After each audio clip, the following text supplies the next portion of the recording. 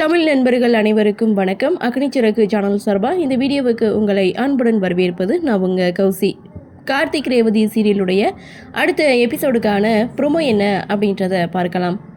ஒட்டுமொத்த குடும்பமும் மண்டபத்துக்கு வந்து சேர்ந்தாச்சு. அடுத்து என்ன, உண்மையை சொல்லி கல்யாணத்தை நிறுத்துறது, அதுதான் எப்படி செய்ய போகிறோம் அப்படின்னு ராஜராஜன் கார்த்திகிட்ட கேட்க, கார்த்தி சொல்கிறாரு அதுக்கு ஒரு நல்ல ஐடியா இருக்குது அப்படின்னு சொல்ல, ரேவதியுடைய கல்யாணத்தை தடுத்து நிறுத்தி என் பொண்ணு கழுத்தில் நீங்கள் தான் மாப்பிள்ளை தாலி கட்டணும் அப்படின்னு ராஜராஜன் கார்த்தியை பார்த்து சொல்ல, நான் ஏற்கனவே நிறைய தடவை இந்த விஷயத்தை பற்றி நான் சொல்லிட்டேன், இருந்தாலும் இப்போ இதை பற்றி பேச வேணாம், முதல்ல ரேவதிக்கு உண்மை என்னென்னு நிரூபித்து இந்த கல்யாணத்தை தடுத்து நிறுத்துகிற வேலையை பார்க்கலான்னு கார்த்தி சொல்ல, சரி அதுதான் எப்படி செய்ய போகிறோன்னு மயில்வாகனம் ராஜராஜன் ரெண்டு பேருமே கார்த்தியை பார்த்து கேட்க, டாக்டர் மல்லிகாவுக்கு எல்லா உண்மையுமே தெரியும், அவங்களுக்கு பார்வை திரும்ப கிடச்சிருச்சுன்னு கேள்விப்பட்டேன், நான் வந்து டாக்டரை போய் மீட் பண்ணி அவங்கக்கிட்ட நான் விஷயத்த பேசுகிறேன் அப்படின்னு சொல்லிட்டு டாக்டருக்கு கால் பண்ணுறாங்க.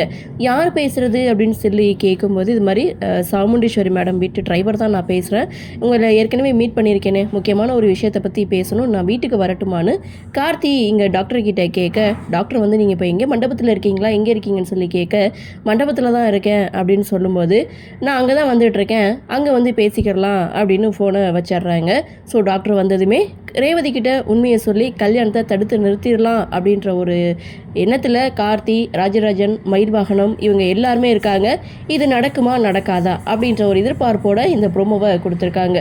ஒரு பக்கம் சாமுண்டீஸ்வரிக்கு எல்லா உண்மையும் தெரியும், ஆனாலும் என்ன, ஆதாரம் தேவை. டாக்டர் வந்து உண்மையை சொன்னாதான் போச்சு, சொல்லலைன்னா என்ன பண்ணுறது, ரேவதிக்கு எப்படி அந்த உண்மையை நிரூபிக்க போகிறாங்க அப்படின்ற மிகப்பெரிய ஒரு எதிர்பார்ப்போடு தான் போயிட்டுருக்கு.